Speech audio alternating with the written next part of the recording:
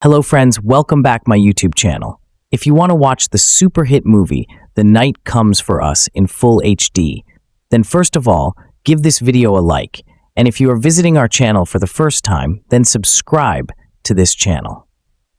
The name of the movie we are going to discuss in today's video is The Night Comes for Us.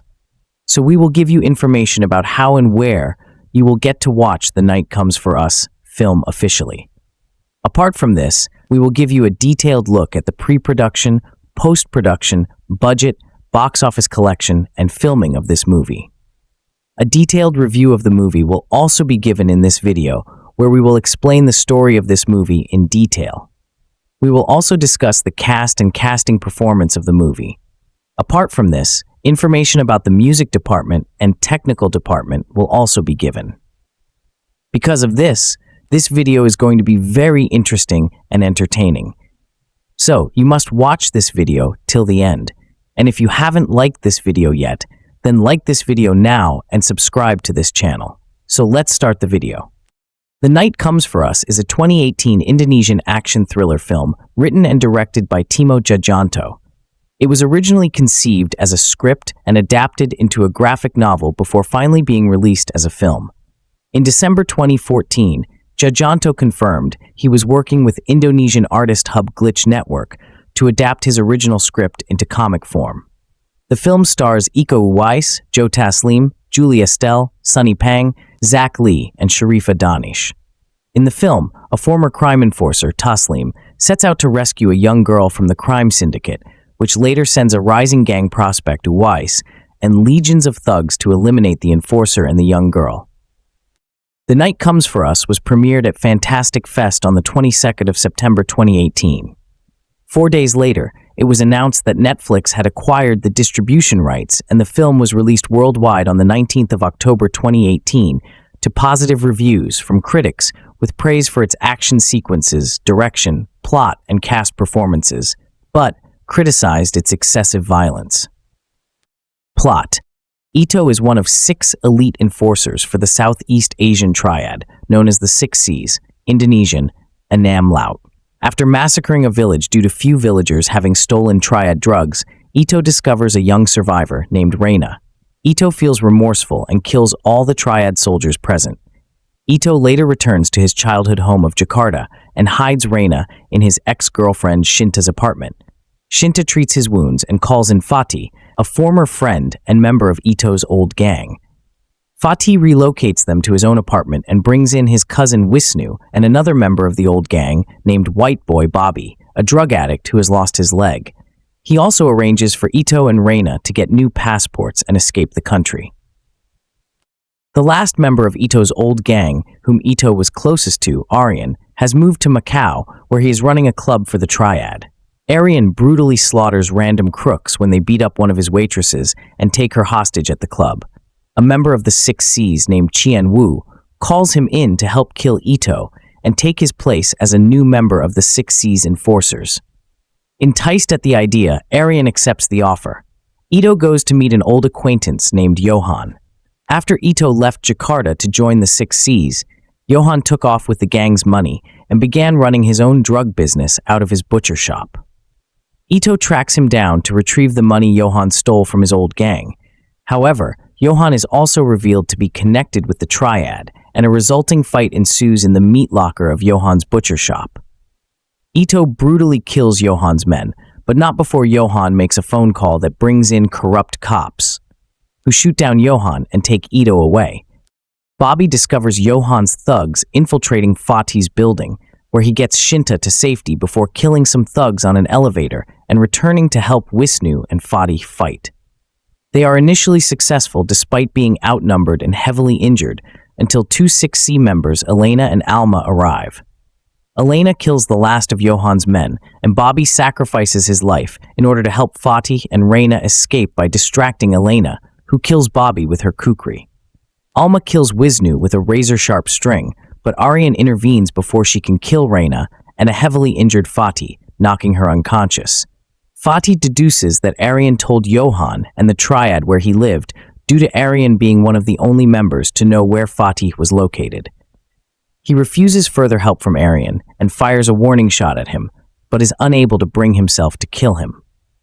More Triad attempt to ambush Fatih and Reyna in the garage. Fatih gets Reyna to hide before sacrificing his life by distracting the Triad members. The ambushers are all killed by a mysterious woman nicknamed the Operator. Ito frees himself and returns to Fatih's, where he discovers his former colleagues dead. Reyna finds him, and they relocate to Shinta's apartment. The Operator then arrives and attempts to kill Ito. A fight ensues, which the Operator wins, but before she can execute Ito, she is persuaded by Reyna to talk to him instead of killing him. She states her intentions to eliminate the 6 C's members, Ito included, and tells him of Aryan's reappearance in Jakarta. Ito explains that he feels remorse for killing innocent people and tells her to kill him, but she disappears. Qianwu again meets with Aryan. Initially angry at Aryan for stopping Alma from killing Fatih, Qianwu gives Aryan one last chance to kill Ito and offers him Ito's place in the 6 C's should he kill him. When Aryan questions why Qianwu wants to kill Ito, Qianwu explains that his main goal is to cause chaos within Jakarta so that the Triad can increase their presence there. It was revealed that Ito and Aryan, working out of the warehouse the Triad is currently using, once had an argument with the rest of their gang, including Fatih and Bobby. To expand their gang, Bobby was making deals with the Triad outside Ito's approval. Prior to the events, it turned out that Ito left the gang to make peace with the Triad, while Aryan followed him to move up in the underworld. The Operator returns to Ito's apartment in an attempt to get Reyna to a safe location, while Ito travels to the warehouse and slaughters all the Triad henchmen there. As more henchmen arrive at Ito's apartment to kill him, the Operator kills them all in quick fashion. When Elena and Alma also arrive, the Operator engages in a brutal fight with them, but manages to kill both. Alma is strangled to death with her own razor string, and Elena is disemboweled after a bloody knife fight. Aryan takes out a sniper who was about to kill Ito. The two talk about their former lives and Aryan's intention to join the 6 C's. In a long and brutal fight, both are severely wounded. Ito finally gains the upper hand, but instead of killing Aryan, he leaves. Qianwu arrives and insults Aryan for his failure to kill Ito a second time. Aryan tries to shoot him, but finds that he is out of bullets. Qianwu has Aryan executed with the help of 6 hitmen led by Aryan's assistant, presumably hinting that the assistant is the new 6 C's member in Ito's place. The Operator safely guides Reyna to Ito and leaves. Ito puts Reyna on a departing ship, but does not board himself. After they mutually wave goodbye for the last time, Ito, who is badly wounded, gets in his car before spotting Qianwu and more Triad members' henchmen in front of him. Grinning savagely, Ito drives his car toward them as they open fire, where his fate and the Triads are left unknown. Cast: Joe Taslim as Ito, a former member of the 6 C's Triad who is on the run after saving a young girl. Iko Uwais as Aryan, a former gang member and friend of Ito who attempts to kill him for his own ambitions of power. Asha Kenyeri Bermudez as Reyna, a young girl, and survivor of the massacre on her village committed by Ito and other Triad members. Sunny Pang as Qianwu, a current 6 C's member who wants to kill Ito and spread chaos throughout the world. Julie Estelle as the Operator, a mysterious woman who is tasked to kill Ito and the rest of the 6 C's members for unknown reasons. Salvita DeCourt as Shinta, Ito's former girlfriend. Abhimana Aryasatya as Fatih, Ito's friend and former gang member alongside Aryan. Zach Lee as White Boy Bobby Bule, a current drug addict and another former gang member alongside Ito, Fatih, and Aryan. Dimas Angara, Ide as Wisnu, a former member of Ito's gang. Dian Sastrawardoyo as Alma, an enforcer for the Triad, and Qianwu, who uses a ball attached to a metallic string for weapons. Hannah Al-Rashid as Elena, another enforcer for the Triad, Qianwu, and the lover of Alma who uses a kukri as a weapon. Sharifa Danish as the Triad's sniper. Ronnie P. Chandra, Id as Alyung. Morgan Oe as Aryan's assistant. Epai Kusnandar ID as the night handler. Rivaldo as Johan, a former friend of Ito who currently works for the Triad. Production. In September 2014, pre-production on the film was halted, and 3 months later, Tjahjanto confirmed he was adapting the script into a graphic novel, 10, Citation needed. Release.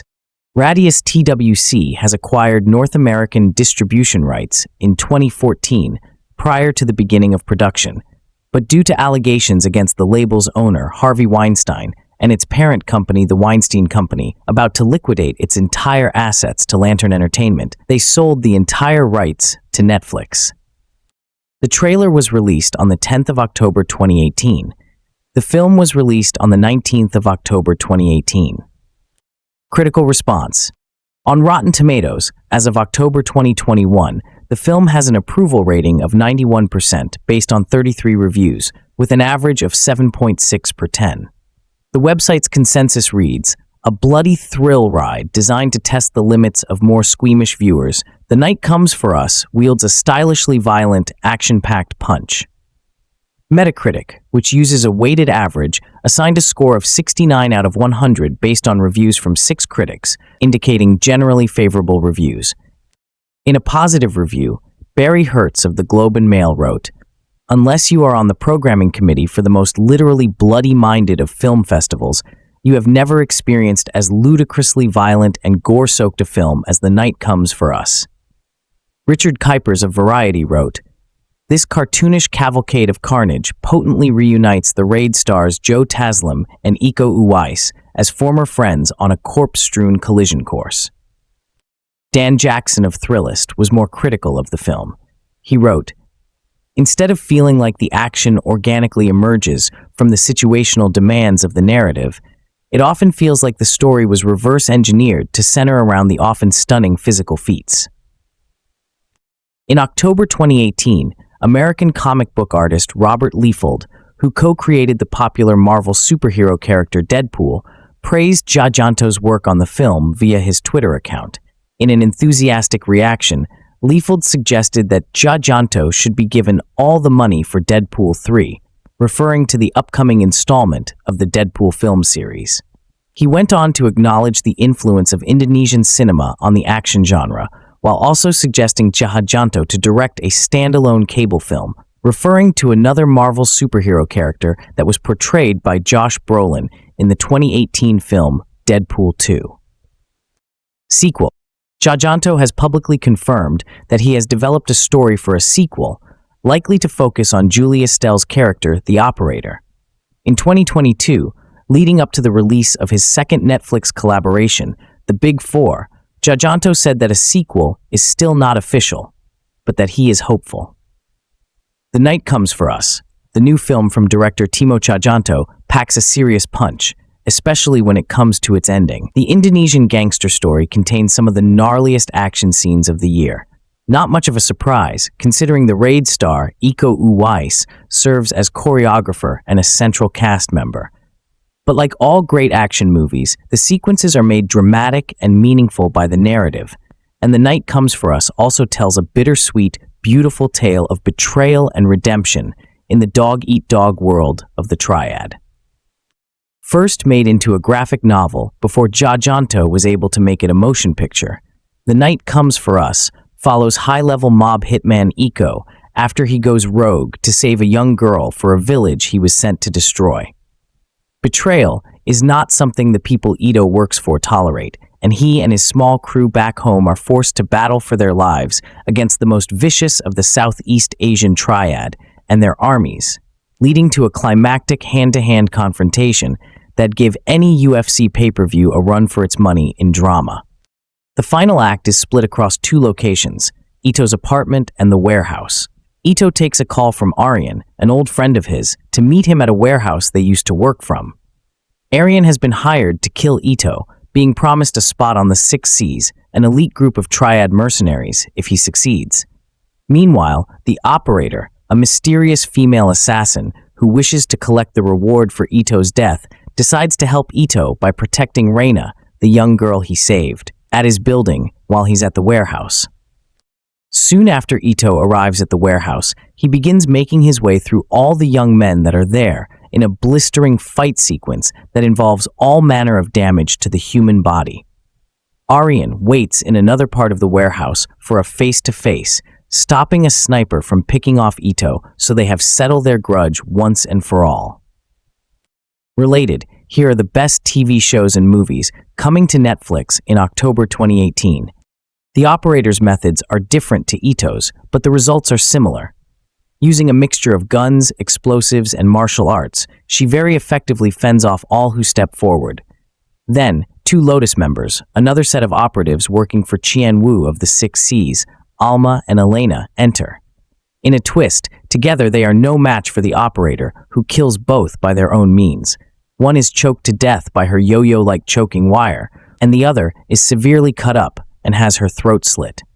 The operative then takes Reina and makes a move. Ito and Arian's fight is one of the longest and heftiest in the movie. Arian betrayed his old crew by giving away their location towards the beginning of the film, and Arian feels betrayed by Ito because Ito became one of the Six Seas without him. The two battle long and hard, Arian having the upper hand at first because of his greater agility, but Ito's endurance and field experience wins out. Their bloody tussle ends when Ito almost cuts Arian's neck, but spares him. Arian tries to shoot him, but can't, and Qian Wu, seeing that Arian has failed, has him executed before following Ito. Ito and the operative meet. Ito gives Reina her new passport and sees her off on a boat to an unspecified location. The movie ends with Ito driving his car head-on towards Qian Wu and his henchmen while they open fire. The Six Seas are 6 men and women who are given free rein to keep those under the thumb of the Triad in line. In the time of the film, the Southeast Triad hold 80% of the drug and weapons trafficking trade, and the Six Seas are the specially chosen and most dangerous enforcers they have to keep such an expansive empire in check. Their methods are merciless, and their objectives are often part of setting an example. Only a few inhabitants of the village Ito was sent to kill were acting against the Triad, but that didn't matter. Becoming a Six Seas means working your way up the ladder of trust within the Triad, until, as the proposal Arian received highlights, either an active member dies or betrays the cause and requires taking out. In the spirit of John Wick, the film approaches organized crime with a layered mythology. Alma and Elena are regarded as numbered lotuses, 3rd and 5th respectively. They serve Qian Wu, one of the Six Seas beck and all, doing the dirty work so he doesn't have to. The implication is that the lotuses are another elite group, perhaps more removed from the Triad, who occasionally work in tandem with the Six Seas. The operator, played by Julie Estelle, is the most mysterious character in the film, having no backstory provided even by the time the movie ends. She appears in the parking lot during the first wave of attacks from Qian Wu, then tries to kill Ito in his apartment before his story convinces her to fight with him instead of against. She's the only one acting independently, having just heard there was a reward on Ito's head, with no explicit or implicit affiliation in her actions. She represents the Triad not being as powerful as it thinks it is. Her power, resources, and capabilities are incredible and very distinct to what the Triad has at hand. She has military-grade explosives, guns, and other equipment, and a very strong supply of them, and her martial arts prowess is possibly the greatest among all the characters. She also identifies Alma and Elena, meaning she knows the systems she's working against here, possibly hinting that she was once part of it before somehow getting out. Either way, she's an invaluable asset to Ito, and a not-so-implicit blessing to Reina. The boat Reina ends up on has no destination displayed. The movie takes place in Makua in Indonesia, so there are several possible places she could be headed. Philippines is likely, being easily accessible by boat, but there are other islands and countries in the vicinity too. What's important is that she got on the boat and is now effectively lost to those that were hunting her. By making sure she can have a new life, Ito's redemption arc is complete.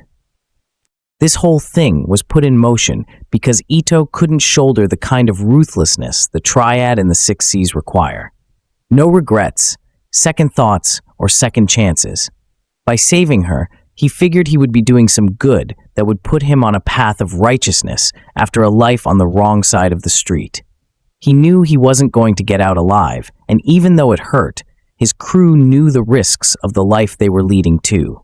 Reina had a chance to know a different way of existing, free from mob rule, and in freeing her, maybe, just maybe, his soul could be redeemed. The The film doesn't give a definitive answer, but as she sails away, Ito goes out fighting on the right side, and that definitely counts for something. A safety starts with your sign hanging in the background is the closest he gets to a joke, and that he still doesn't know how to sustain a feature-length story. The deliriously great segment he contributed to horror anthology VHS 2 remains the clear highlight of his career. But if American studios had a fraction of his cutthroat imagination, or even just his flair for cutting throat, say perhaps our superhero franchises wouldn't always feel like they're just improvising through the motions. John Wick can only do so much. If you've ever wanted to see a film that played out like a 2-hour version of the hallway fight from Oldboy, you've come to the right place. Of course, no Onya actually wants to see that. Cool as it might sound in theory, the actual experience grows numbing after a few minutes and downright boring soon after that. For lifelong action junkies, there's something very troubling about the tedium watching 3 leather-clad female assassins, one of whom even drives a quasi-futuristic motorcycle, try to slaughter each other with piano wire. Just shouldn't be so dull. You can't kill what's already dead. Someone gurgles towards the end of Fat Time Tjahjanto. The night comes for us, and while that assessment may be true, the recent onslaught of bone-crunching Indonesian action films has made it painfully, relentlessly, nauseatingly clear that you can do pretty much anything to what's about to die. You can shoot it, you can stab it, you can impale it with a spare cow femur that you find lying on the floor of a butcher shop. And most important of all, you can mix and match those methods and hundreds more, just like them, to your heart's delight over and over again, until the props department finally runs out of fake blood in a grimy beat him up. Like The Night Comes for Us, where fake blood appears to account for something like 80% of the shooting budget that can take a mighty long time. Too long, perhaps. Shot in the ultra-violent tradition of gonzo spectacles like The Raid, Redemption, and The Raid 2, and featuring several of the same performers, The Night Comes for Us has little interest in going off the beaten path. And yes, the movie is so merciless that not even the path can avoid getting beaten. In fact, the mold might literally be the only thing that Tjahjanto doesn't break, as the Headshot writer-director's latest massacre shares many of the strengths and all of the same flaws as the films that paved the way for this one.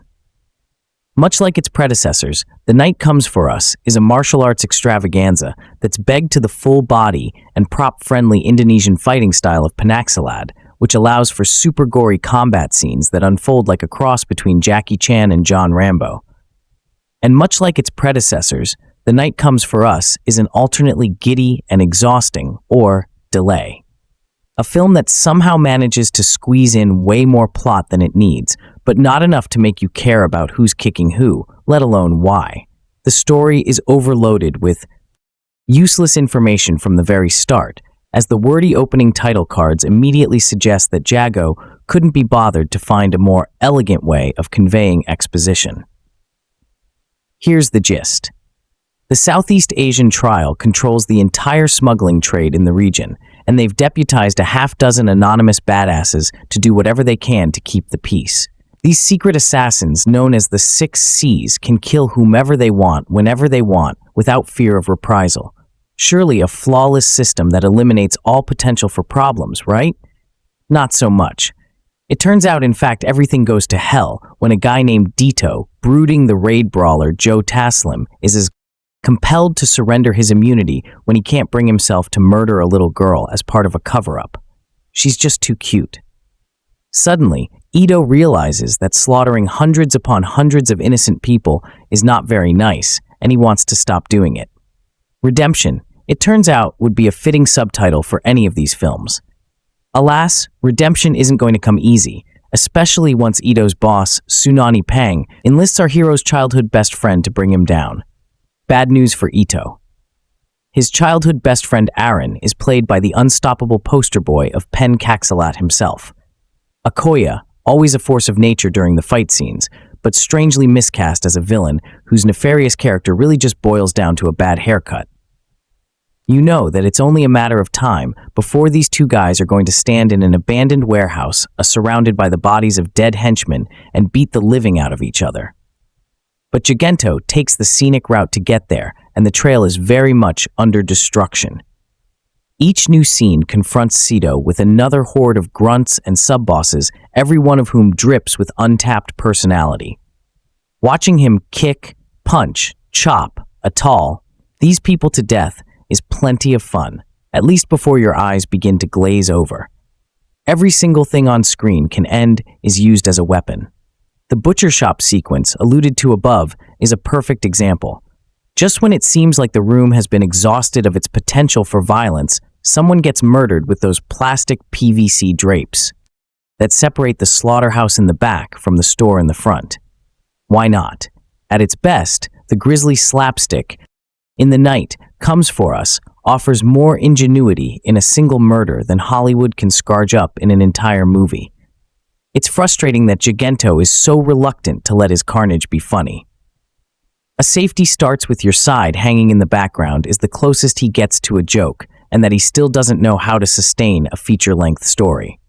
The deliriously great segment he contributed to horror anthology VHS Last 2 remains the clear highlight of his career. But if American studios had a fraction of his cutthroat imagination, or even just his flair for cutting throat, say perhaps our superhero franchises wouldn't always feel like they're just improvising through the motions.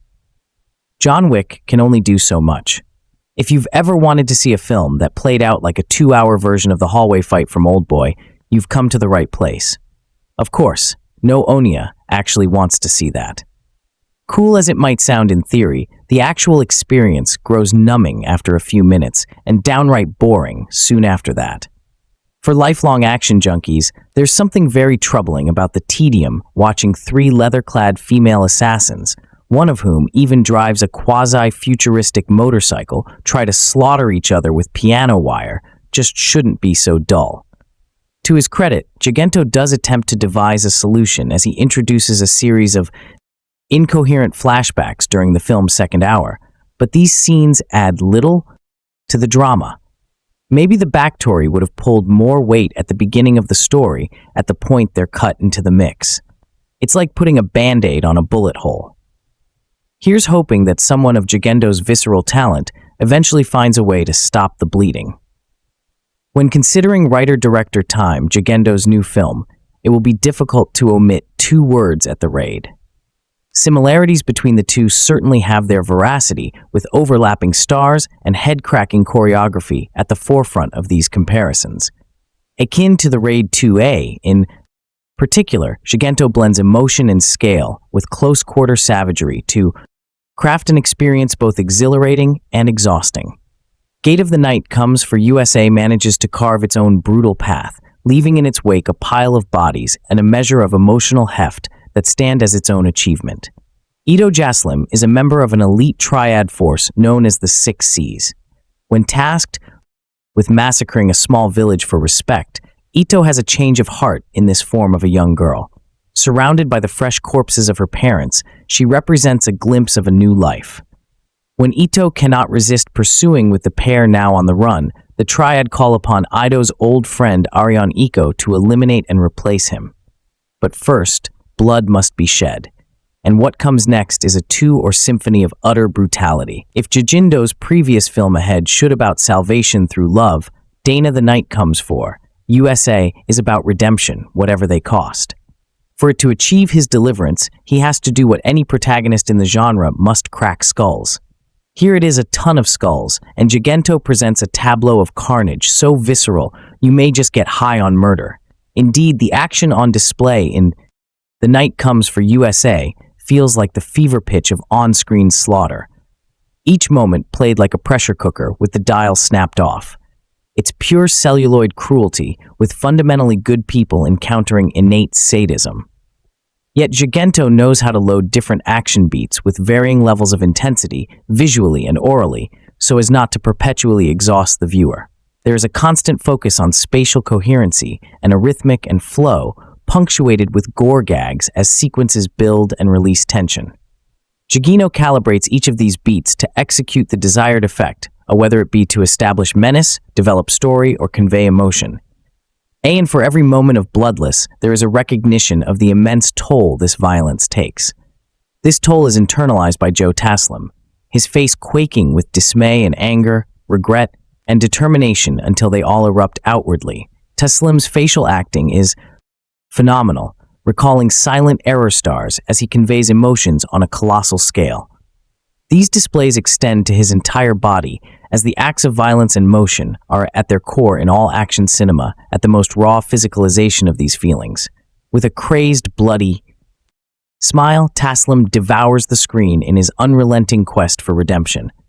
Countering his mania is Julia Stell, whose perfect calm in situations of extreme violence makes her equally compelling, if a touch underdeveloped. As always, I call you Way Eyes moves like butter and tugs real pows from Aryan. I conflicted rogue with emotional grag. Ties. It is truly astounding the way these performers dial in their intensely physical acting as their characters grow tired, sustain injuries, and feel desperation, anger, or sadness. They shift or maintain momentum and externalize each beat with force. Tjahjanto's visual grammar combines fluid takes of slaughter imbued with a nervous energy of improvisation. Amidst the murder are splashes of expressionism through manipulations of light and a wealth of visual references from graphic novels to Peck and Pa and Hitchcock. Tjahjanto also recalls the digital cinema of Michael Mann, coupling the sounds of conversation with night photography of industrial complexes, light glinting off the surfaces of a vehicle as it glides along the road. These reference points illustrate Tjahjanto's fixations with tension and violence. And while the film contains some faulty editing, it adds to its rough medley of ideas and images. Before its close at the night comes for USA stage as a brutalizing and exhausting final fight for the ages. Bodies crack and bruise, and the word punishment finds a new visual definition. Indeed, the physical toll is so jaw-dropping, it almost completely eviscerates the purpose of the journey. This showdown has an emotional foundation tied to the central theme of redemption and its connection to memory. In one image, an idyllic painting of a beach hangs on a dusty wall. In summary, release from suffering is a lovely thought, but in this life of violence, redemption may just mean dying as nobly as you can. If this is your final shot, you better be damn sure it means something. And if there's one thing of the night comes for, it makes it count. Ina a month, where Netflix releases the 52 original films and series, including massive flagship series like A Chilling Adventures of Sabrina and the Daredevil. It's not surprising that you might have missed some of the new offerings from the streaming service. But hidden amongst the Halloween titans and superhero cows is one of the most searing, brutal, and great action films of recent years. Time Out. Tjahjanto's The Night Comes for Us is a martial arts movie wrapped in a horror film dipped in some serious action pedigree, with the violence and gore turn up to 11. You might know director Tjahjanto from his brutal VH2, Entry Safe Haven, a shockingly effective found-footage short about a group of young filmmakers entering a secretive cult on a very important day. That statement of intent was co-directed by The Raid's Gareth Evans, and the connections with that cult smash don't end there with the star of Evans' groundbreaking film, Iko Uwais, a major part of Tjahjanto's martial arts Mali Madhouse.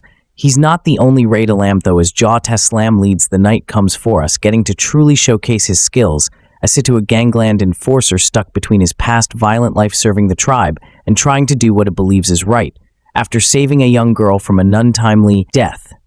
Though it may sound like a rather routine premise, there's nothing remotely normal about Tjahjanto's hyperal flair and execution. Working alongside cinematographer Gunnar Nymphino, the director of The Night Comes for Us quickly establishes a set of rules that work outside of what we know to be real. Although the crime families of the Triad are something we all recognize, the idea of a group of elite and dangerous delegates allowed to work outside of the organization to commit the most brutal of crimes and deal with the biggest problems elevates The Night Comes for Us to an almost out-universe version of an action movie. Tjahjanto's invigorating direction and the brilliant tuber-stylized fight choreography coordinated by Akoi only add to the feeling that you're always watching something that's pushing the boundaries of realism in all the right ways. If you've seen the director's other work, his use of blood, gore, and humor will probably come as no surprise. And this film is a natural evolution for the man who brought a safe haven in 2016's relentless action blood bath headshot. Another star vehicle for the brilliant martial artist Uwais. We're more used to seeing the young Salat star as a hero, but in The Night Comes for Us, he turns that on its head, playing antagonist to Taslim's rogue tri-member. If The Raid's main appeal was its stark simplicity, The Night Comes for Us luxuriates in its over-the-top ridiculousness. An early standout scene sees Taslim fight a group of men in a meat locker, utilizing a circular saw, pig's trotter, and meat hooks as weapons in a sequence with as much blood as your average Evil Dead film. As a massive fan of both horror and martial arts films, it's pretty incredible to see how Tjahjanto has melted both, with some scenes feeling like they'd be more suited to a slasher movie than an action vehicle. But The Night Comes for Us never feels unbalanced, more like a vibrant exploration of two genres that share so much but have rarely been combined in the way that Tjahjanto makes seem so natural. As Ito battles his way across the city, attempting to collect enough money to start a fresh life with his girlfriend, the young child he saves, he comes up against more and more unbelievable threats, from taser-toting corrupt cops to numerous outlandishly weapon henchmen, and women making The Night Comes for Us relentless in the best possible way. However, it's not just the gore that makes Tjahjanto's film stand out, as the fight choreography is incredible. It's always a joy to watch Iko's fight. And there's something especially satisfying about the Mortal Kombat joint manipulation and severity that his role as fight coordinator brings to these sequences. It's a different style from the fluid and realistic brutality of The Raid. Almost robotic and devastatingly effective here, atmospheric and unendingly interesting. The Night Comes for Us is nothing short of brilliant. It's wonderful that so many people will get to see it due to Netflix's reach, but it's so bloody good that it's true, a shame that none of us will ever get to see it on the big screen. The Night Comes for USA opens with a text crawl. Jaga isn't wasting screen time on exposition. Explaining how the Southeast Asian trial controls the smuggling trade in the region and operates the 6 Cs, a secret group of badass assassins deputized by the Tri to do whatever it takes. Same aim, kidnap, kill to keep the peace. Ito, played by Joe Taslim, one of the 6 Cs, decides he's had enough killing and spares an innocent little girl after his troops burn down her village. When asked to execute the girl, Ito turns his weapon on his squad mates and kills them off instead, then takes the girl and runs home, knowing once the other Cs find out, everyone he knows is done for Dot. Tjahjanto is not terribly concerned with that. Plot. A big MacGuffin moves the plot forward, but the writing is trope-filled and self-aware, knowing most people who watch will require the minimal amount of emotional investment. Instead, the carnage comes quickly once the triads send Ito's childhood best friend, an unstoppable force of destruction, Aaron, Iko Uwais, to take out the man he considered a brother. The film kicks into high gear. From the start, we are promised a big battle with the final boss. In the interim encounter, wave after wave of expendable henchmen, Tjahjanto makes every fight relentlessly violent and exciting. I can't emphasize this enough. At least 85% of The Night Comes for USA is just people punching, stabbing, shooting, maiming, and otherwise killing each other.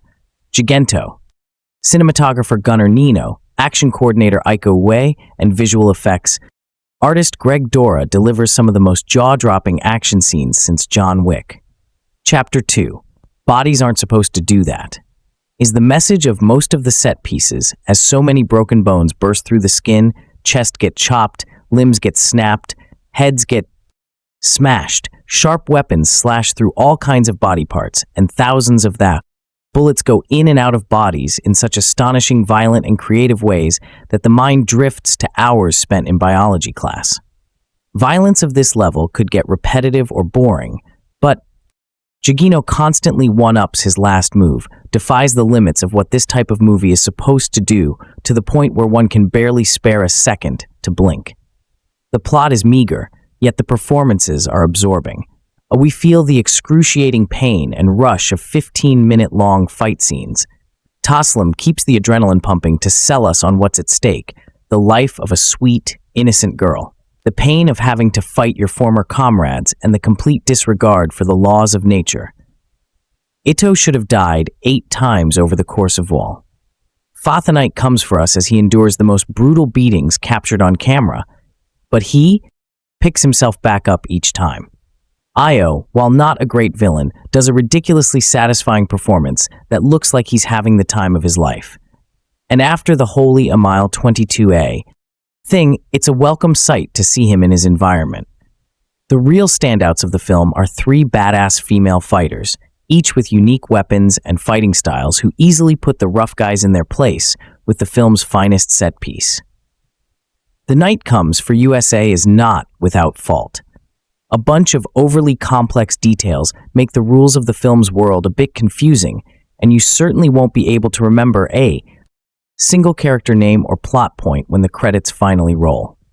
If gaps in logic concern you, beware. The character's ability to stay alive after so many stabbings and gunshots instantly obliterates any credibility. That said, Tjahjanto is not working in the real world.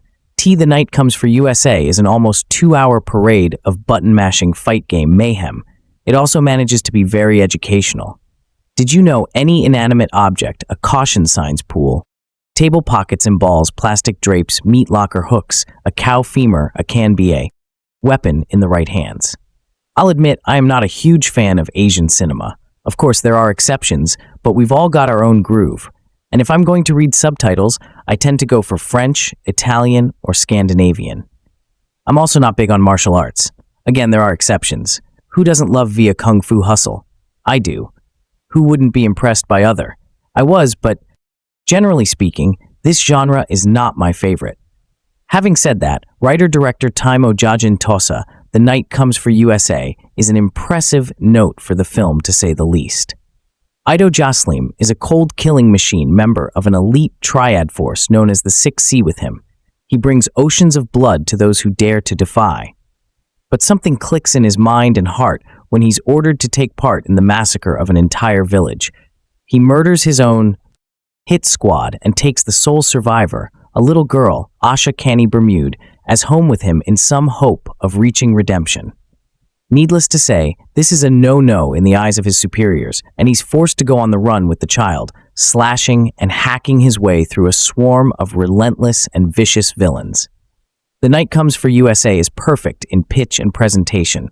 The actors are excellent, the story is solid, the cinematography is stunning, and the choreography is killer in more ways than one. There are some white-knuckle action sequences. The most talked-about one takes place in a butcher's shop, and I'll make no bones about it. Womp womp. It's truly inventive, cringe-inducing, and memorable. One of the things I like best about The Night Comes for USA is that it shows the pain on both sides for every instance of bloodshed. There is an acknowledgement of the immense toll violence takes. But it's also the thing I like least. It's too real. I like seeing severed limbs flying on screen as much as the next film fan.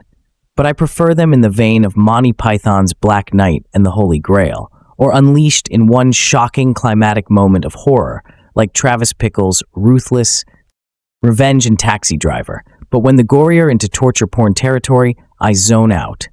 I certainly can off The Night Comes for USA for being what it is, but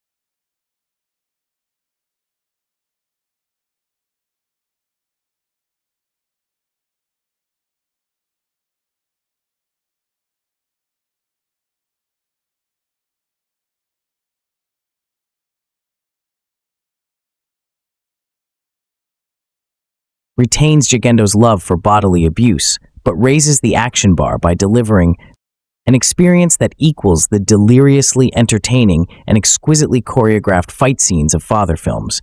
It may lack a Raid Redemption's narrative simplicity and the Raid 2 as gorgeous cinematography, but in specific regard to the action, momentum, and beautiful bone-breaking fight sequences. This is a blistering and aggressively thrilling action masterpiece. Your own muscles will ache while watching it as you tense in anticipation, excitement, and sympathy for the brutal beatings you're witnessing on the screen. No real body could take this kind of abuse for very long. Hell, I'm pretty confident that any one of these hits would end me. But while most opponents are dispatched quickly and painfully, there are a few brawls that go the distance, including a third-act face-off of epic proportions. Tjahjanto knows it's insane, but he plays it serious and pushes his two leads to nearly absurd extremes in a fight that rivals any of the one-on-one fights in Gareth Evans' films. And I don't say that lightly. As mentioned, the plot is far more convoluted than it needs to be and involves secret trial leaders called the 6 C's, mysterious assassins with high-tech motorcycle helmets, ever-changing loyalties, and flashbacks that do more to pad the running time than add to the experience. But and this is a big but, and you won't give a single solitary because the action is that goddamn beautiful and relentless. Similarly, budgetary restraints rear their ugly head at times in the visual effects, helping to mark the biggest distinction between this and Evans' second film. But it's no hyperbole to say the action is on par beat for bloody beat.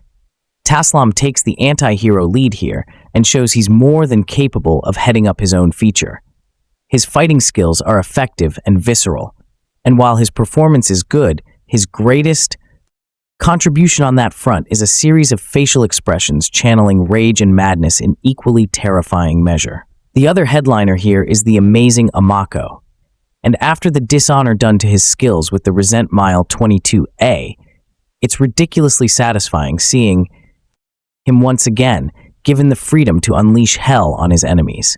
His introductory scene here is alone better than the entirety of Peterberg's incompetent misfire. The film also features not one, not two, but 3 kick-ass female fighters, each with their own style and presence. Dua Julius Tell Hammergirl herself from the Raid 2 is back, and once again brightens up the screen with slick, highly efficient beaudesserie, and she's joined by a pair of female villains who exude a deadly cool in their weapons of choice and attitudes.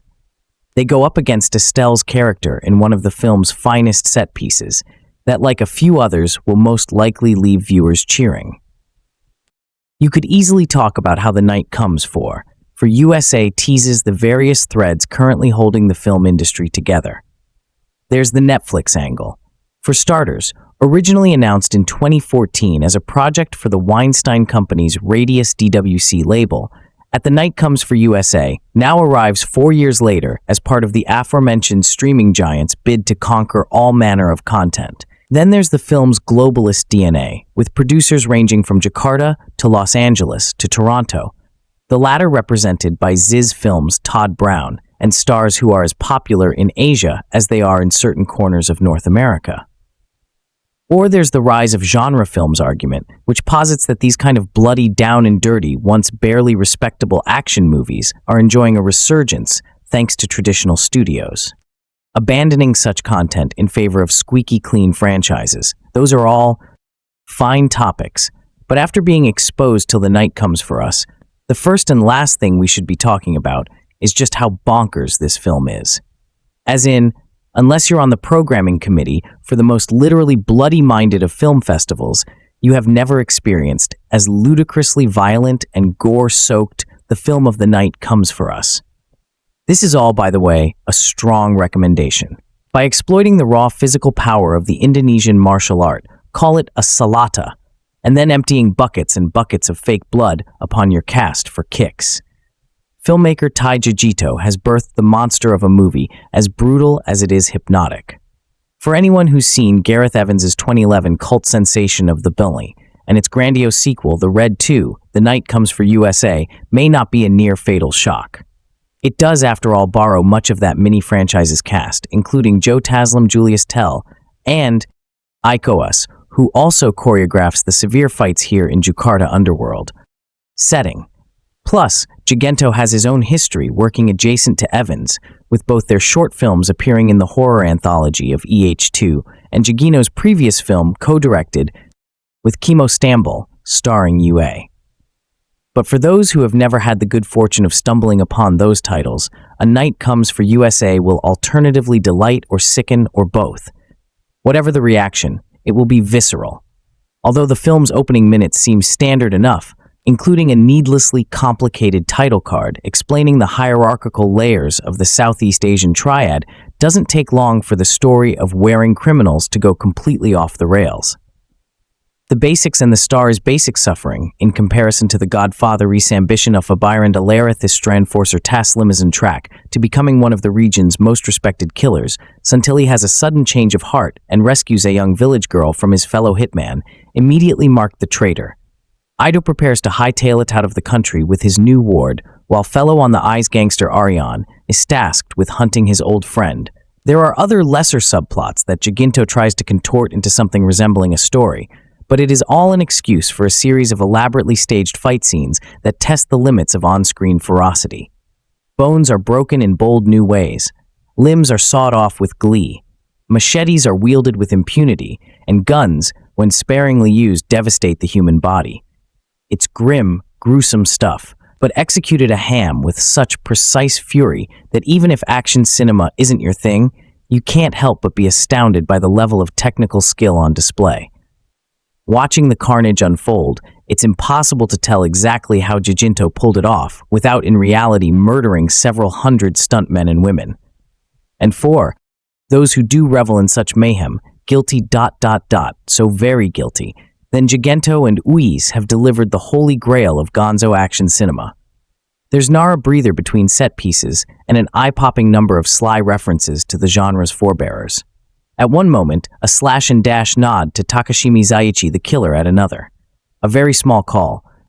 Back to the mace Gobari wields in Quentin Tarantino A Kill Bill, itself inspired by Jimmy Wong Yasa, master of the flying guillotine.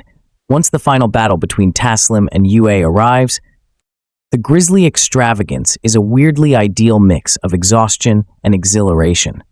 It's also dispiriting, given that almost everyone watching Of the Night Comes for USA will do so in the comfort of their own homes, instead of a jam-packed movie theater full of bloodthirst fanatics. Netflix should be applauded for bringing Jaj and those certifiably bananas vision to the screen. But you can't help but wonder how elevated an experience it would be to witness a live audience absolutely lose their minds in real time. The theater would burn to the ground. Recently, I was seeing post after post on Twitter about a new film from Netflix that was outrageously intense and full of jaw-dropping, action-packed fight choreography. It was made clear over and over again that if you were a fan of the martial arts action genre, it was not a film you wanted to miss out on. After seeing these praises being consistently posted for almost 3 days straight, I decided to sit down and watch it. And honestly, it was a hell of a ride. Since that first viewing, I have watched Ida 2 other times with some friends and family after I highly recommended it as a great popcorn flick. So far, not a single person I have watched it with has been disappointed. The film has a simple script with a simple story, but is mind-blowing in action and pacing. The film Ice of the Night Comes for USA, and now I am recommending it to you. Let me start off with a warning. The Night Comes for USA is bloody, seriously bloody. This film pulls no punches when it comes to violence and gore.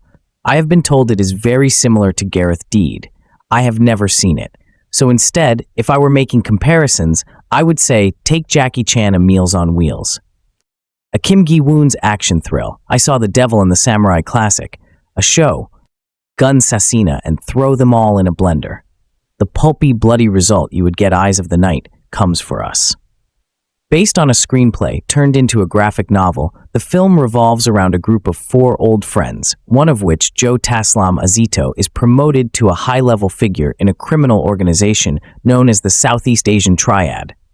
The film is fuzzy on timelines, but he returns sometime later with a little girl, Reina Asha Kani Bermude, as whom, in the process of protecting required he betray the triad. However, over the passage of time, one of the other three, Iko Uwais, has built his own corner in the underworld and now has close ties to the organization, and upon Ioto's return is given direct orders to kill both Ito and Raina, with friends now turned enemies. Ito along with the remainder of his old crew. Fatik Amaria Satya and Bobby Zach Lee, with one of the best performances in the film, must protect the girl from Aryan, as well as the Triad's massive army. Outside of the four friends, there are some other great casting choices, such as Hannah Al-Rashed, who is excellent as Elena, one of the Triad's chief enforcers, as well as Julius Tell, credited simply as the operator, who has amazing screen presence. Both Rashid and Estelle are a delight to watch on screen, and I cannot wait to see more of them, hopefully in future action films. If you came looking for a solid script and magnificent performances, then you are definitely in the wrong place. As I said before, The Night Comes for USA is a very simple story that is short on dialogue, and what is spoken is fairly succinct and to the point. This is a true action film that keeps things uncomplicated and lets the end-screen energy do all the talking. When it comes to performances, they are not terrible, but they are far from Oscar caliber. Uwais as an action star is incredible, but I found the delivery of some of his lines to be jarring. They seemed often unconvincing, especially when trying to evoke emotion. Taslim Azito, the character we follow most, gives a fairly decent performance. Oddly, his scenes, which I found most difficult to watch, actually have no audio dialogue. There are 2 times with detail where the film cuts out the verbal audio and simply lays a score over while the scene plays out. Both scenes are very dramatic, with Dito wailing and jerking about in an erratic way. My assumption is that the director Tjahjanto wanted to focus mainly on the action and was trying to move the story along without having to linger too long on emotional drama, which can be effective if done properly. But Taslim's performance in both scenes just didn't seem to fit and felt overacted. Outside of this and few other pauses in the story, he spends most of the film walking around with a grimace on his face and breaking the legs, arms, and backs of anyone who gets in his way. All of which is done in spectacular fashion. No complaints there. The Night Comes for USA's pure entertainment. As sketchy as the storyline is, and as clumsy as the script can be, it delivers in ways that made me look past all these flaws enough to watch it multiple times. And honestly, I am looking forward to more films in this genre. It has been too long since a director has put together a film like this, and I can't wait to see what we get next. The pacing is great, and Tjahjanto does some very clever things with scene transitions as we bounce back and forth between different parts of the story. There are a few L's, which in a film like this can really stand out and have you screaming to just get back to the mayhem. This is especially true in the first act, as it takes time for the action to kick in. So give it a minute to allow the film to build the story and characters. Just brace yourself, because if action and chaos are what you're looking for, you are in for a treat. The Night Comes for USA is a dynamite 2 hours, and for those of us missing the action films of old, it's a breath of fresh air. It's literally an unavoidable comparison. And not just because Ijadam and Julia Stell are in The Night Comes for us, but that's certainly a factor. It's that the director of The Night comes for us as time-old Tjahjanto, a man that's worked with the director of the Raid films Gareth Evans on several occasions. They even co-directed a segment of the horror anthology film VH2, the segment in question being Safe Haven. These are 2 directors that working on similar lines, sometimes even producing each other's films. But if The Night Comes for us makes one thing clear. It's that time both Tjahjanto and Gareth Evans have very different visions for what these martial arts films should look like. Evans' pair of the Red films have a dark and serious tone to them, with the first film playing like a gritty police procedural gone wrong, and the second film acting as a gangland epic with hand-to-hand combat. The Night Comes for us still uses the Asian criminal underworld as its backdrop, but has a wildly different tone than the Raid movies. It has its serious moments, but as soon as the first fight happens in The Night Comes for us, a hyper-violent assault in the back room of a dance club, the tonal difference is immediate. This film skews in a darkly comic direction, with almost every single death being beyond brutal. I'm going to try and not refer too much to the Raid movies from this point forward, but I have to say this right now. The Night Comes for Us is bloodier and nastier than the Raid films, period. For fans of the Raid films, that might seem unbelievable, but once a major fight happens in an actual butcher shop, you'll realize just what kind of monster you're dealing with. This is not a film for the squeamish, and by the time a literal grenade goes off, and there's bits of people on the ground as our hero stumbles from the wreckage, you'd think the movie couldn't get bloodier, except that the movie is just barely at the halfway point when that happens. The story is pretty minimal here, and slightly to the detriment of the film itself, but it gets the job done. Iko. Taslim is one of the top enforcers of the Triad, but betrays them to save a little girl. The Triad immediately dispatches foes to take him out, along with the girl from low-level thugs brandishing machetes and machine guns, all the way to sadistic assassins. But caught in the mix is Aryan Iko, one of Ito's best friends, who is under orders from the trial to kill Ito. The film does not take long to get going, and once the action starts during the first act, it literally does not stop until the end of the second act, takes a brief break, and goes right back into a bone-crunching third act that has not one, but three of the most over-the-top fights I have ever seen in a movie. The inevitable showdown between Ito and Aryan is the craziest of the three, turning the two men into Looney Tunes filled with blood to spill as they mercilessly beat the out of each other. I really want to take this paragraph to emphasize how much gore is in this movie. It doesn't quite hit the levels of blood that were in the Evil Dead remake in 2013, but the number of squibs that go off in this movie, spurting blood from the jugular, goes into the double digits before the halfway point is up. I'm used to bone breaks in movies like this, but the number of people that keep trying to fight while bleeding out pushes the film into a whole different reality. This is the last time I'll invoke the Raid comparison, I promise. But that's where the films really do diverge.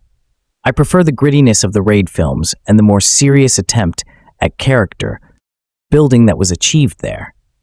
But The Night Comes for Us makes up for its narrative investment by constantly topping itself with garish violence. I hold the Raid movies up as my favorite modern action films. And if you're wondering where The Night Comes for Us ranks, I'd honestly put it right up there with the Raid films. Again, I don't think The Night Comes for Us tops the Raid movies, but its investment into borderline cartoon violence brings it that right up there. That's all to say that The Night Comes for Us is one of the most brutal films you can watch in 2018. Speaking of watching it, I managed to make it into a screening of the film at Fantastic Fest. My first film I've ever seen during the event, and I have to say, I picked a hell of a first movie, but anyone reading this will be able to watch the movie on Netflix on October 19th, and you should absolutely watch it as soon as it's available on the platform. It's kind of a shame that The Night Comes for Us has gone direct to Netflix, as it's the type of film that should be enjoyed late at night in a crowded theater with like-minded fans who can cheer at the awesome bloodbath unfolding on screen. I feel like we've all been waiting to see this film for years. We have. And when I found out it was finally coming to Netflix, I took the day off work especially so I could relax and enjoy it. It did not disappoint, and frankly is a bit of an action masterpiece. The Night Comes for Us may well be the most violent movie I have ever seen, with almost too many awesome kills to count. There are incredible fight scenes every few minutes, and as you'd expect from the creators of Headshot, nobody dies slowly, a broken bar, or nicely. You do get a bit numb to it all after a while, and the over-the-top violence essentially becomes funny as it goes on, with people getting stabbed, kicked, shot, punched, and more. So if you're not into graphic violence and didn't like The Raid, then this isn't your kind of movie. I've never met anyone who didn't like The Raid, nor do I want to, which means if you're on this site, then you are going to have an absolute blast with this movie. You should have a pretty good idea what to expect going in, so I'd recommend probably not eating anything while watching, as it gets more than a little gruesome at times. The cast should all be familiar by now too. Genre fans with Iko is one of the leads who keeps you guessing whose side he is really on, and whether he is a hero or villain. He has plenty of fight scenes, and his introduction in the nightclub is one of the coolest of the year. Joe Taslim is unbelievably badass as Ito, who is practically an unstoppable killing machine. He can literally walk into a pool hall and kick everyone's ass and still be standing by the end of it. Then we have the Ray 2, who may arguably be my favorite character, and her fight with the two female villains at the end is possibly my favorite scene of the film. It's unbelievably brutal, and she is amazing to watch on screen. There isn't that much in the way of story, and it's essentially just an excuse for lots of ultraviolence, but that's exactly what we want her, and it delivers in spades. In terms of characters, I think Kito's crew taking on an endless horde of goons to protect a little girl demonstrates more character than any monologue ever could. It's exhausting stuff, and as awesome as the final fight is, I did find it went on a little too long, and I'm pretty sure no one from the cast has survived making this movie. Overall, The Night Comes for Us is the best action movie of the year, alongside Mission: Impossible Fallout. And if you're looking for stunning action and brutal kills, then look no further. Bred from similar DNA to Gareth Dinsera films, Indonesian director Timo Tjahjanto unleashes an astonishing gonzo org of blood and action in The Night Comes for Us, where the plot and/or characters appear too generic to hold up an action film up per se. Tjahjanto gung-ho balls to the wall direction of the film's utterly brutal fight sequences elevate the material just far enough beyond crazy to make the film entertaining on a wholly another level. It's graphic, unrelenting action porn that makes similarly styled blood-soaked films, such as a hardcore Henry the Villain set and even Slender Rambo, seem positively tame by comparison. This isn't a lighthearted, generic action romp. This is a virtuoso directorial performance achieved with the help of solid leading performances in a gritty cinematographic style. Don't approach this film lightly. It will grab you by the balls even if you don't have them, and it will shatter your expectations beyond what you think you've seen before. At the height of its power, the Chinese triads control vast swathes of illegal drug trafficking and smuggling trade. In order to maintain order with their vast empire, the triad form a small delegate of elite assassins, the 6 C's, comprising of 6 men and 6 women. One of the men, Iko Taslim, refuses to kill a little girl. Rare Bermude, as from a village they're tasked with massacring, becomes the target of the triad's vengeance, sending goons and henchmen to take him out. It hatches a Nell escape plan to flee the country with Rhina. But first, he must take care of business. Intent on stopping him is former ally Aryan, Iko, a deadly enforcer who is offered a significant career proposal should he succeed in killing his former comrade. The Night Comes for USA is arguably one of the greatest action films ever made. Period. Once the action kicks in, it isn't. Let up. The absolute savagery on display throughout, as bodies are maimed in all manner of inventive and uninventive ways, is filmed with a ferocity unlike any you've seen before. A slaughterhouse of blood and body parts that redefines the genre and makes a mockery of American cinema. Does the film fail the big test? Nobody in this movie gives a whoa as it ramps up its stylish combat sequences. Z from Close Quarters Police. Band destruction to multi-gang free-for-alls that will astonish and amaze even the hardest of hardcore genre fans. Defenestrations, decapitations, knife fights, hatchet fights, gunfights, straight-up martial arts. For the life of me, I couldn't think of a single kill stunt or concept that isn't covered by this bloodthirsty film.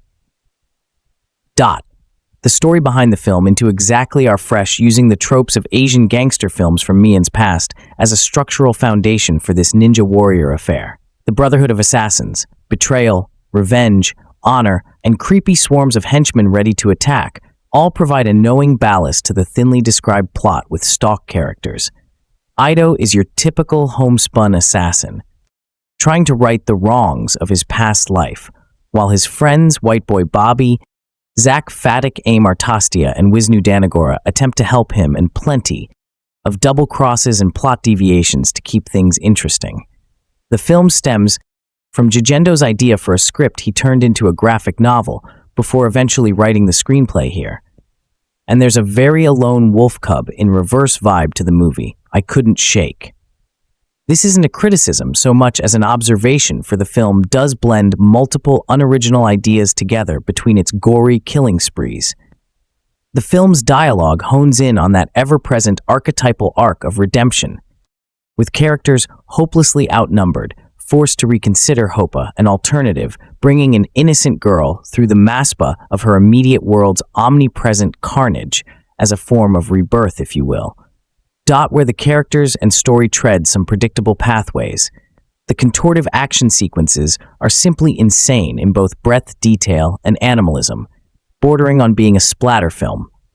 Film at the Night Comes for USA soaks the screen with libranding. Cinematographer Garner Nimpino, who utilizes the scope aspect frame with a beauty and silky fluidity that maximizes impact while remaining focused on the story and characters. Every blow, every stab and gunshot, every bullet, squib, and death is felt through the screen. High-impact violence that's as visceral as any in a mainstream action film you'll see. Accentuating the violence is some propulsive sound design, not to mention exquisitely constructed editorial work from Rafin and an effectively Zimmer score by Hiroyuki Aka. Apropos face-off, the film's sense of action feels similarly hyperbolic to the John Woo films of the 90s. Indeed, meshed with modern filmmaking techniques and an adequate, if somewhat quick, ability to create tension within a scene.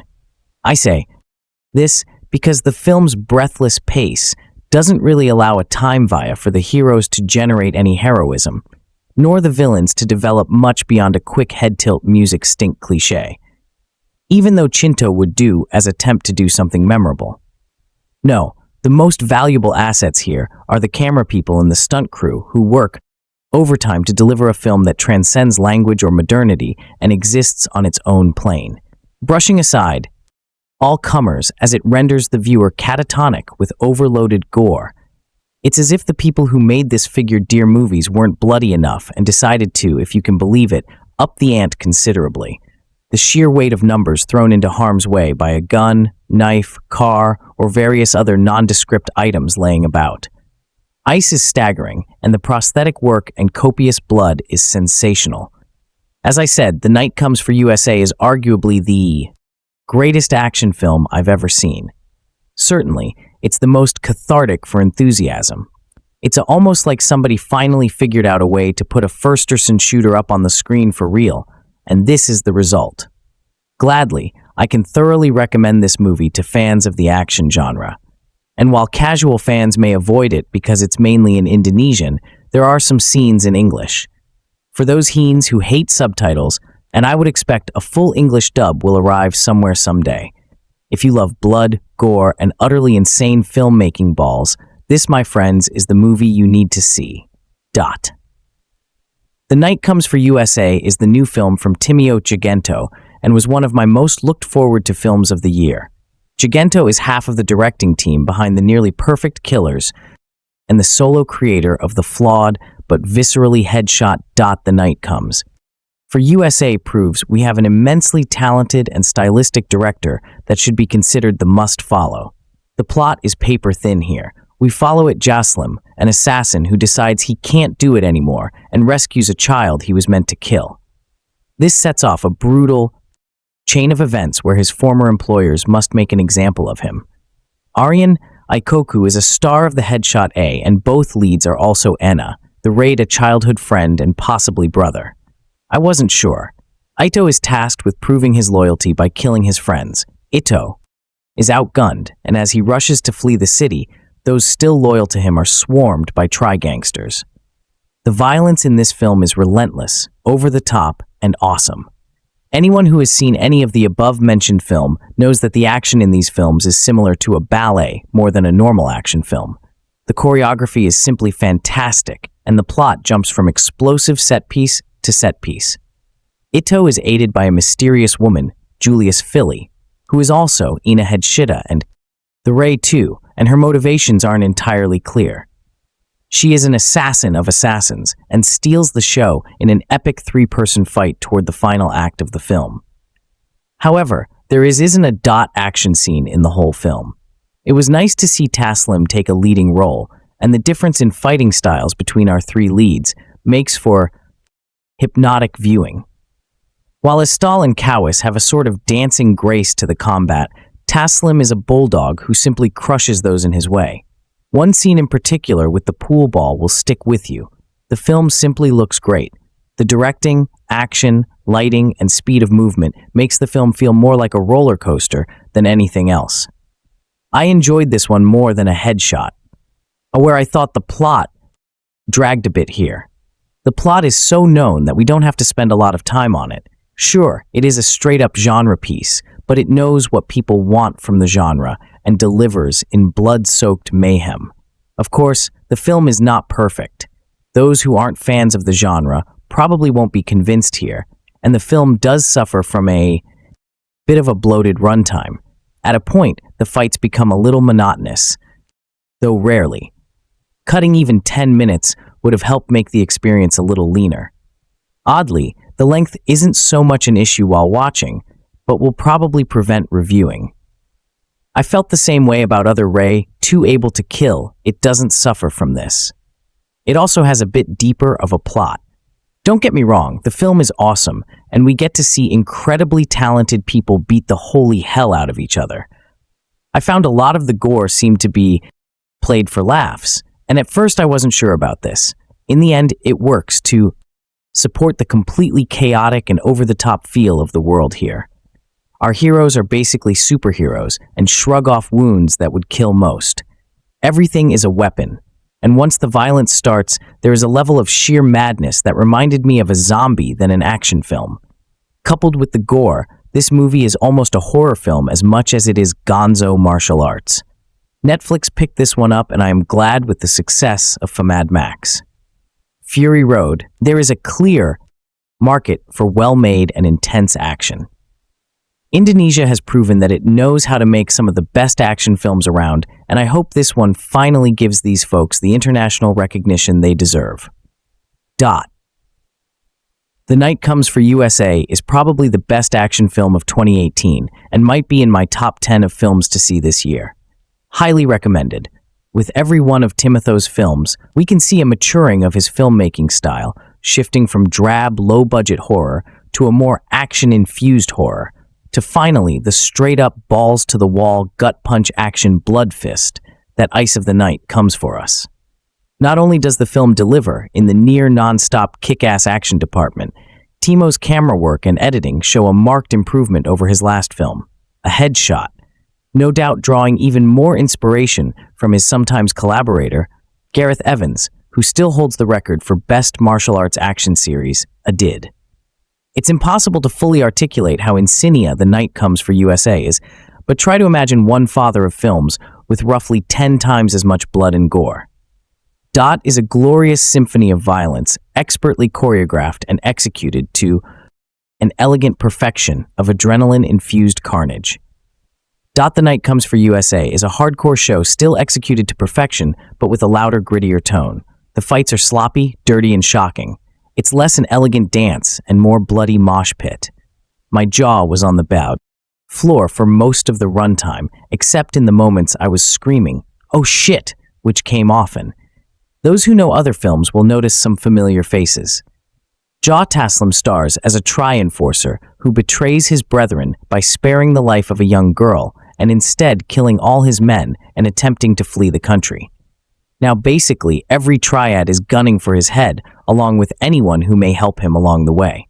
Iko Uwais serves as the film's fight choreographer and plays the antagonist. Another member of the triads who was formerly Anito's gang and was his best friend before they made the dire decision to join the triads.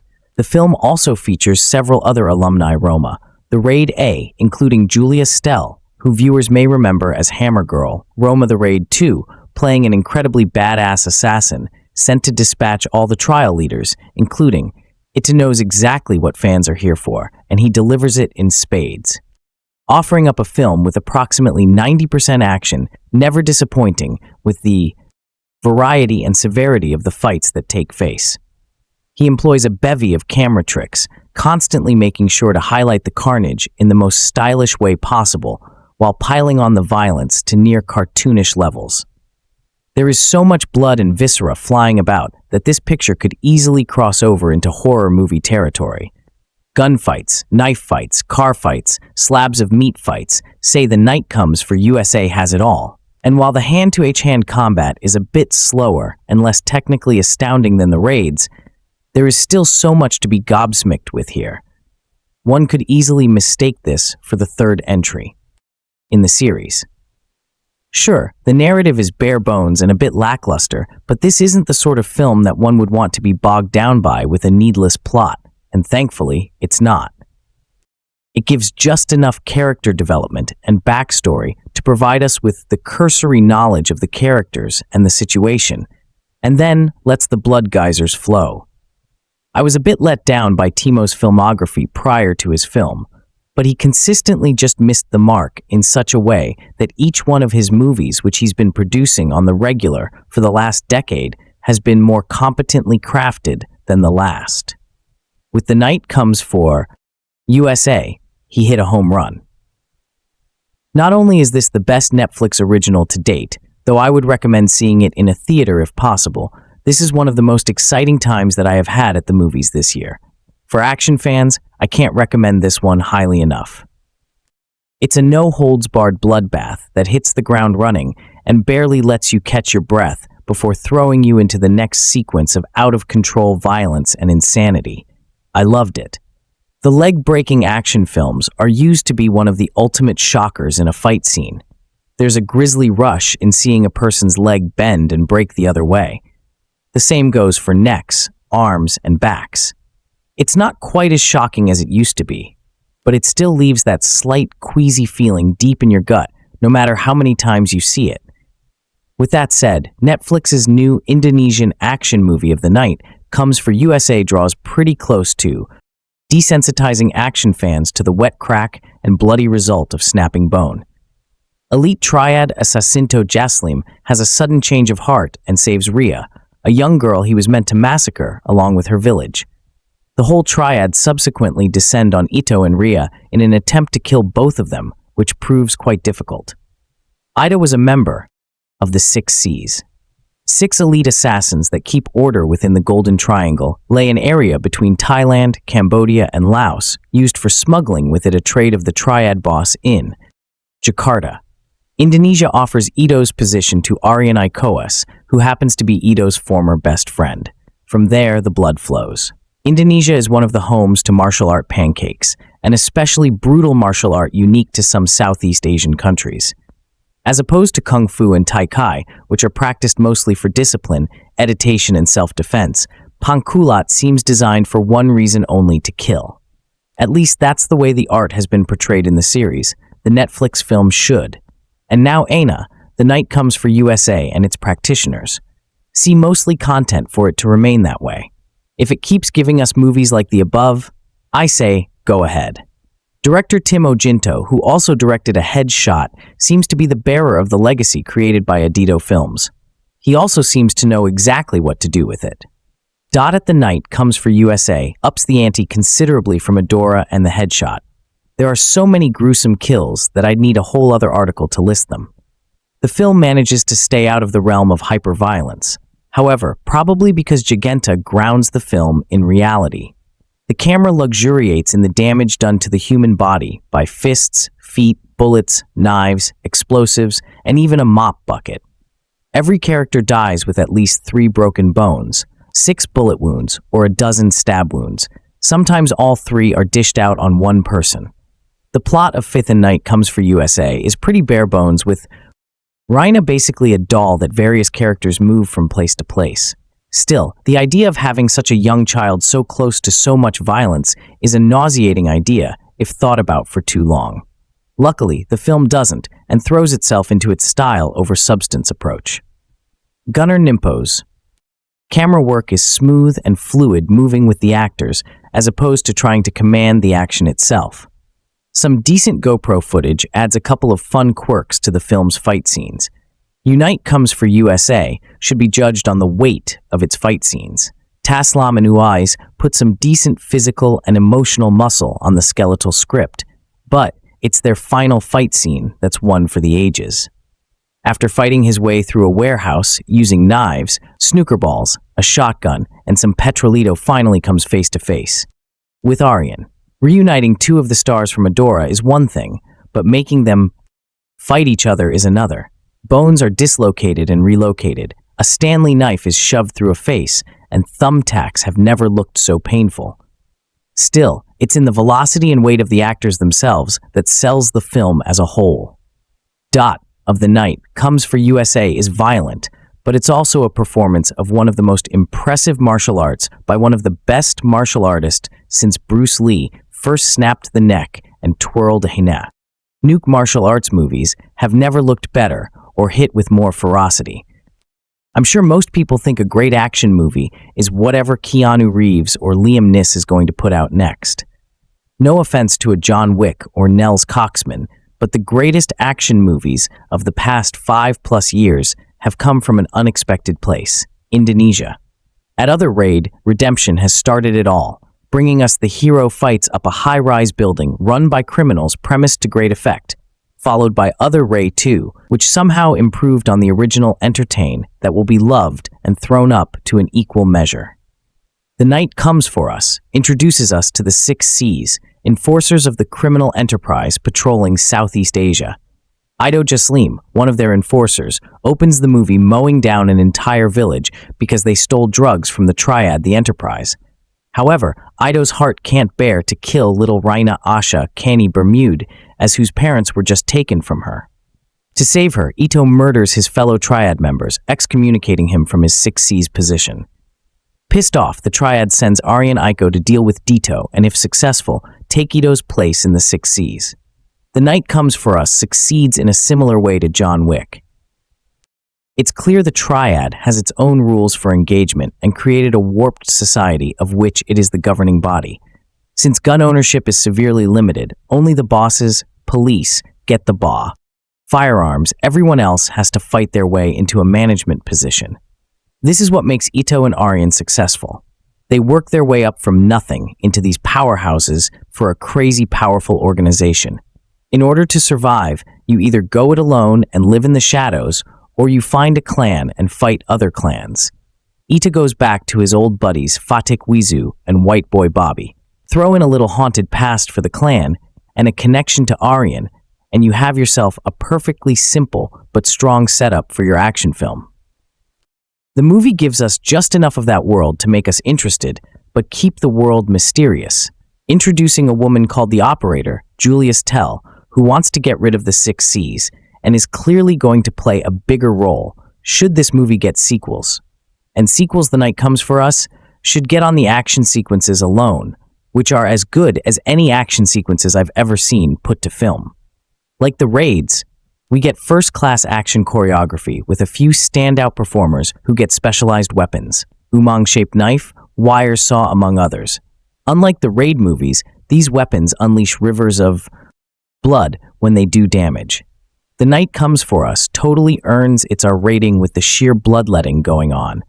As grotesque as it can sometimes look, the action choreography is so good that the movie totally earns someone's neck being sawed off by the wire saw. And after a fight, everyone's limping away. There are no superheroes here, just well-trained human beings. I say humans because the woman in here might be the most fearful members in the try out of it. There's a lesbian couple alongside the Operator, and their skill is equally impressive, maybe more so than the men. The fight between the Operator and the lesbians is as compelling as Ito's fight with Aryan, which the movie is building towards.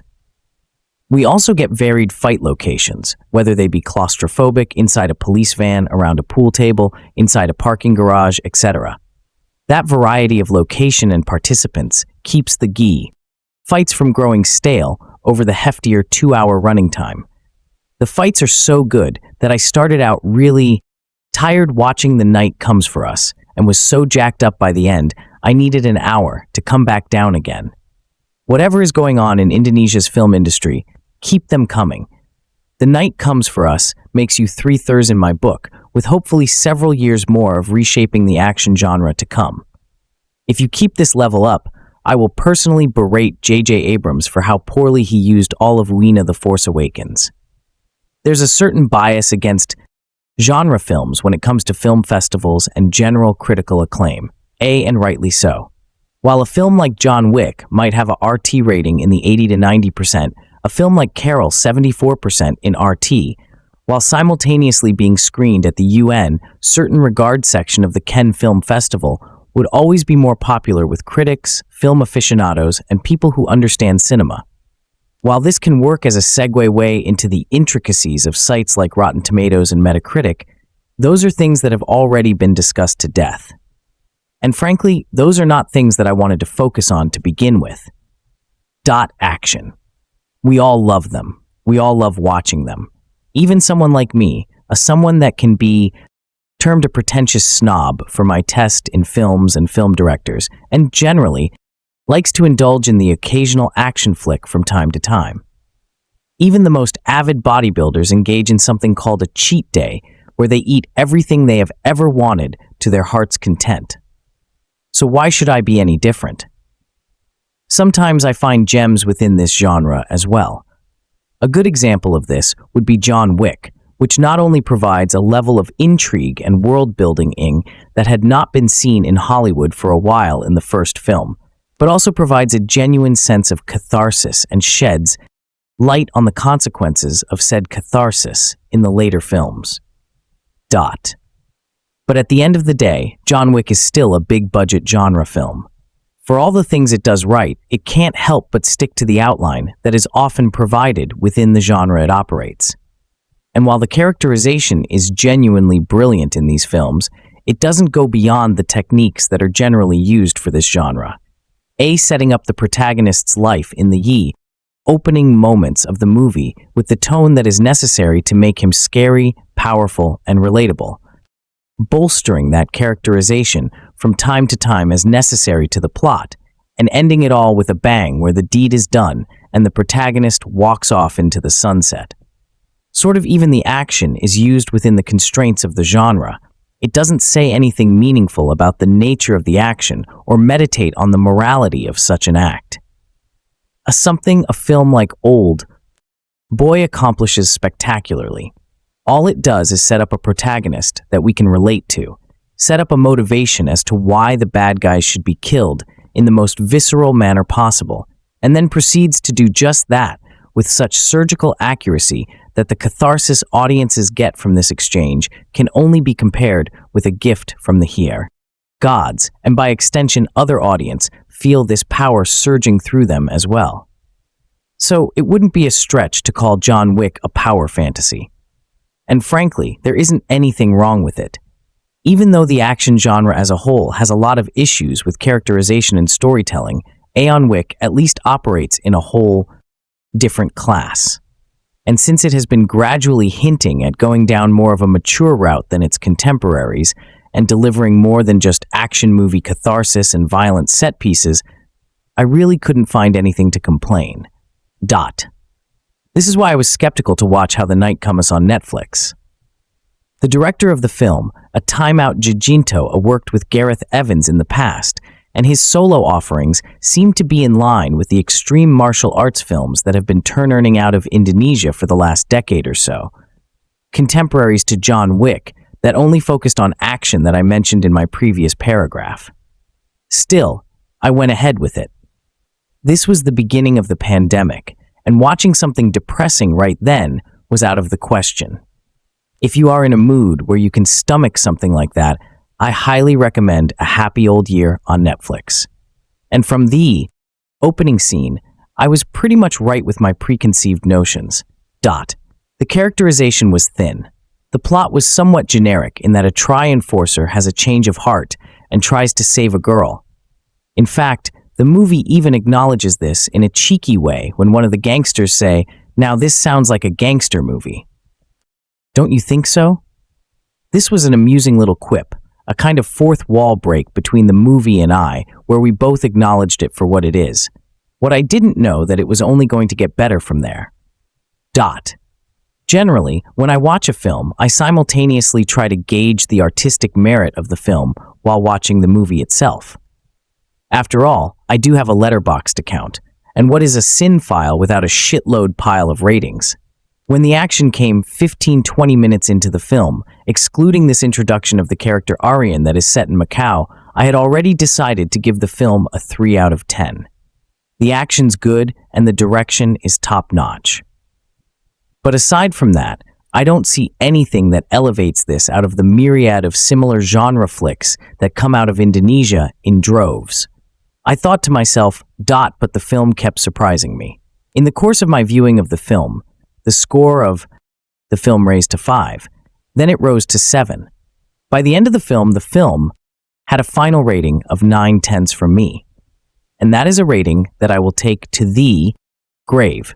And even without some arbitrary number, I can proudly say that The Night Comes for Us is one of the best actions films I have ever seen in my entire life. Frankly, I think it is the best action film to come out in the last decade or so, even trumping a universally celebrated successes like the Wick franchise. And while the way Tjahjanto superbly frames the action definitely plays a part in this, it's the way the action is contextualized and executed that plays a part in the movie being so great. Spectacles and set pieces in a genre films are used in action films to elicit an instant reaction from us. They kind of pander to our base instincts in a way, and this is true not just for action films. This is true for genre filmmaking as a whole. They all employ certain tricks and tactics that appeal to the basest nature within us. This is why it feels so satisfying to see John kill the Russian douchebag that crossed him. This is why it feels so blood-curdling to see the creature and a lights out for the first time as well. But since these set pieces aim to elicit some of the primal instincts we have, they rarely are able to go beyond that dot. And this is where The Night comes for us. And it differentiates itself in 3 ways. First, aside from being superbly executed, the set pieces don't only appeal to our base instincts, they fully flesh out the characters and actually take the thinly developed plot of the beginning to a thematic crescendo height at the end. Second, as the violence becomes bloodier, the violence and the outcome of the violence begins to make us question the nature of the violence itself and whether any of this is worth it and whether any of this should have started in the first place. This way, with each said piece, the film gradually sets up this nihilistic, hopeless world where even the strongest of them all will have to meet their creator. The third way the film achieves greatness is that everything it is, from the building of the theme to placing the characters on the same page as the protagonist of the film, while simultaneously turning a paper-thin plot into a well-realized thematic exploration of the unescapable clutches of violence and a violent lifestyle. Most of what the film does, it is through staging, blocking, and visuals. Films are an audio-visual experience. And while dialogue does play a major role here, it should be used in unison with both visuals and sound, and not used in an expository way to make up for the lack of directional skills of the filmmaker. I'm not saying that The Night Comes for Us doesn't use dialogue, from introducing the initial paper-thin plot to introducing the initial setup.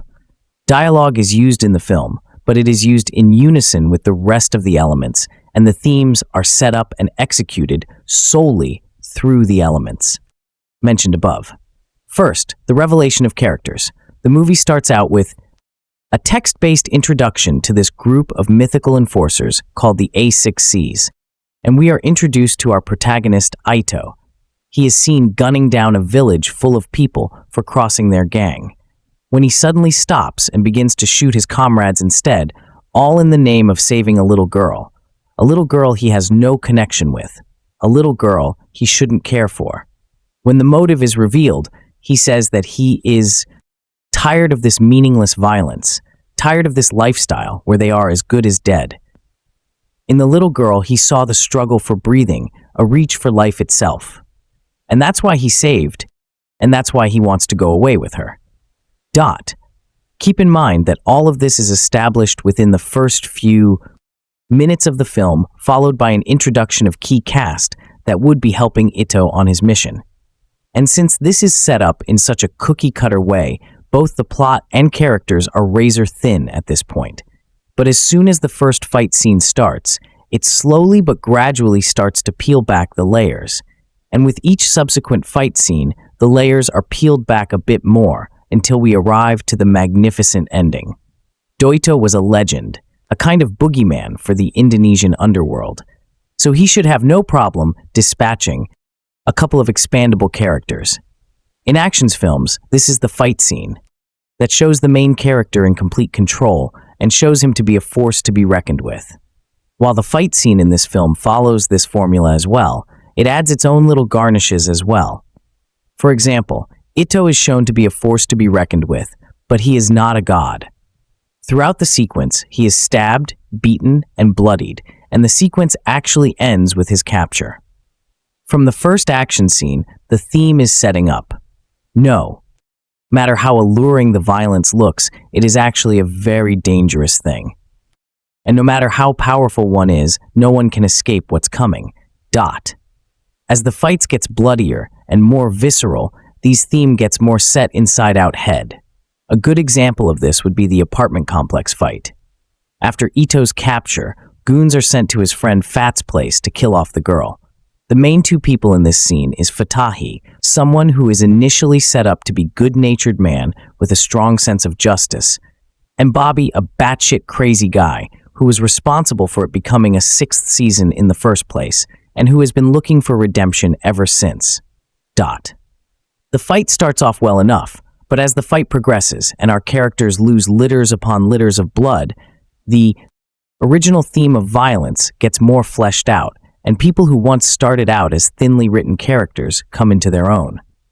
For example, Bobby comes close to death numerous of times, but he fights on end no matter what. He doesn't let the goons get to his friends or the girl through the sequence. His desperation for redemption truly comes to the forefront. In the end, when two other super assassins, presumably other members of the Six Cs, enter the scene, he tells Fatima to take the girl and escape. He knows he has no chance of escape, but this is his chance of redemption. Besides, he is batshit crazy, and he truly wants to take a chance at this. And when he dies saving his friends, his arc comes to a close, and Aegon, character that was thought to be of a single note, gets the death he deserves. But death is a central plot device that the night comes for us uses to develop its themes. Shortly after Bob's death, Fat tries to escape with the girl, but he soon realizes that there is no way out. In action scenes, once we get attached to a character, we get the catharsis we need by seeing them walking off to the sunset. Fata has already been established as a well-rounded character by this point, and by his escape from the building, the sequence would provide the viewers with much-needed catharsis. But he knows he can't do that, so he sacrifices himself so that the girl can hide. And while he tries to go out in a blaze of glory, he ultimately turns into another dead body from the Indonesian underworld. He fails to protect the girl in a way, as well as she has to stab a guy in the neck and loses her innocence in the process. And some information about it. How do you like our today's video? Please let us know by commenting. And if you like this video, please like it, share it, and forget to subscribe to our channel. Thanks for watching.